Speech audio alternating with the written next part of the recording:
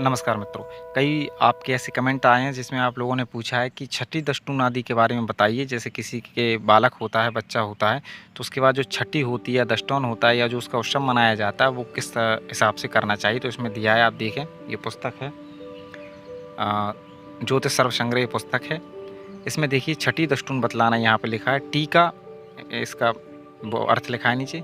6 दिन की छठी, यानी छठी अगर करना है तो 6 दिन में करें और 10 दिन का या 11 दिन का दशटून शुभवार को, और जन्म पत्रिका में जहाँ चंद्रमा पड़े वही उसकी राशि समझनी चाहिए। यानी 6 दिन में छठी करें, 10 दिन या 11 दिन में दशटून करें, और शुभवार होना चाहिए। शुभवार कौन कौन से होना चाहिए? जैसे कि सोमवार, बुधवार, शुक्रवार, गुरुवार, ये शुभवार हैं, इनमें आप करें। रविवार भी ले सकते हैं आप। तो इस तरह से आप मित्रों समझ गए होंगे कि दशटोन को इस तरह से देखें। ये मुहूर्त प्रकरण में मैंने आपके लिए एक वीडियो बनाई है। अब हम जानेंगे किसी भी वस्तु को, चीज़ को बेचने या खरीदने का शुभ मुहूर्त। यानी किसी भी वस्तु को हमें खरीदना हो या बेचना हो तो उसके लिए हम मुहूर्त को किस तरह से देखें। तो ये देखिए, पूर्वा विशाखा भरणीषु कृतिका श्लेषाशु वै विक्रयणम शुभे दिने चित्रांतिम स्वातिशता शिव वासवे श्रुतौ च वस्तु क्रयणम वरम भवेत्।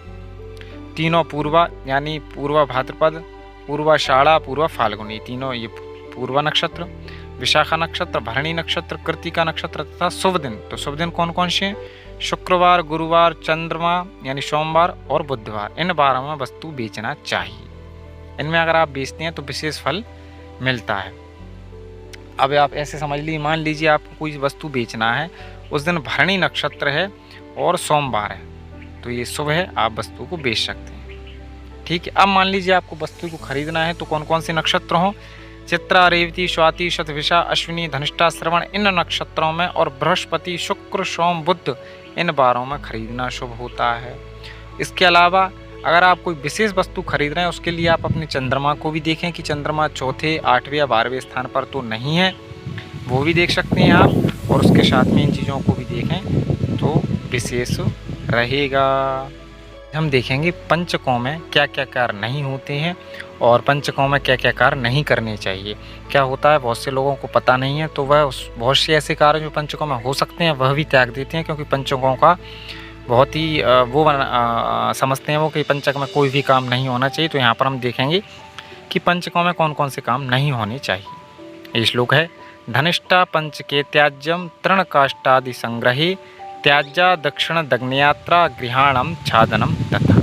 यानी धनिष्ठा आदि को आदि लेकर धनिष्ठा, शतभिषा, पूर्वा भाद्रपद, उत्तरा भाद्रपद, रेवती, ये 5 नक्षत्र पंचक, यानी ये 5 नक्षत्र पंचक के माने गए हैं। इनमें तृण यानी सूखे पत्ते, काष्ठ यानी लकड़ियाँ आदि ग्रहण नहीं करना चाहिए, इकट्ठे नहीं करने चाहिए।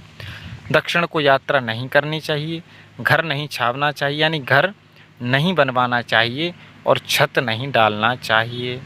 क्या क्या मुख्य काम बताए गए हैं इसमें, दोबारा पढ़ लेते हैं हम। दक्षिण को यात्रा ना करें, तृण यानी पत्ते, लकड़ी, कंडे यानी जो जलाने योग्य वस्तु हैं उनको इकट्ठा ना करें। घर नहीं छावना चाहिए, घर को पलस्तर आदि नहीं करवाना चाहिए, घर की नींव भी नहीं लगाना चाहिए, छत नहीं डालना चाहिए, छत भी नहीं डालना चाहिए। तो ये मुख्य काम होते हैं पंचक के। और एक दूसरा श्लोक भी है, धनिष्ठा धोत्रम पंच रक्षस्वेषु त्यजेत बुधा याम दिग्गमनम शय्या। इसी प्रकार उसमें कार्य दिए गए हैं कि ये काम नहीं करना चाहिए। तो उम्मीद है मित्रों आपको समझ में आ गया हो कि पंचकों में तृण, काष्ठ आदि का संग्रह नहीं किया जाता, दक्षिण में यात्रा नहीं की जाती, घर नहीं छावा जाता और छत नहीं डाली जाती। ये मुख्य काम नहीं करने चाहिए।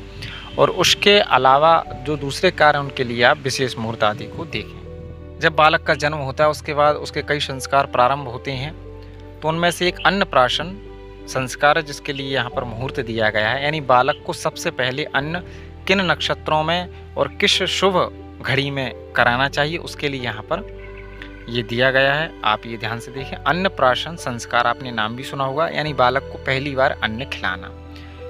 अब बालक के अन्नप्राशन विषय में इतने नक्षत्र वर्जित हैं, यानी ये नक्षत्र हों तो बालक को अन्न ना खिलाएं पहली बार। कौन कौन से? तीनों पूर्वा यानी पूर्वा भाद्रपद, पूर्वाषाढ़ा और पूर्वा फाल्गुनी। श्लेषा नक्षत्र, आद्रा नक्षत्र, शतभिषा, भरणी, रेवती, ये नक्षत्रों भौम और शनिवार हो, तथा द्वादशी, सप्तमी, चतुर्थी, नवमी और चतुर्दशी, अमावस्या, पूर्णिमा, प्रतिपदा, षष्ठी, एकादशी, ये तिथियां सब वर्जित हैं। और मीन, वृष, मिथुन, कन्या ये शुभ लग्न हैं। और शुक्ल पक्ष विषय उत्तम शुभ योग में कीजिए। और शुभ चंद्रमा हो, छठा आठवां मास पुत्र के अन्नप्राशन में श्रेष्ठ है। और कन्या को 5वें मास में खिलाए। ऐसे समझे, समझा देता हूं मैं। बालक के अन्नप्राशन के विषय में इतने नक्षत्र वर्जित हैं, यानी ये नक्षत्र जो हैं वह वर्जित हैं। ये नक्षत्र आपने पढ़ लिए हैं पहले। सोमवार यानी मंगलवार और शनिवार ये भी ना हो, और ये राशि, ये तिथियां ना हो, ये वर्जित है। उसके अलावा ये लग्न शुभ हैं। कौन कौन सी? मीन, वृष, मिथुन, कन्या, ये शुभ लग्न है।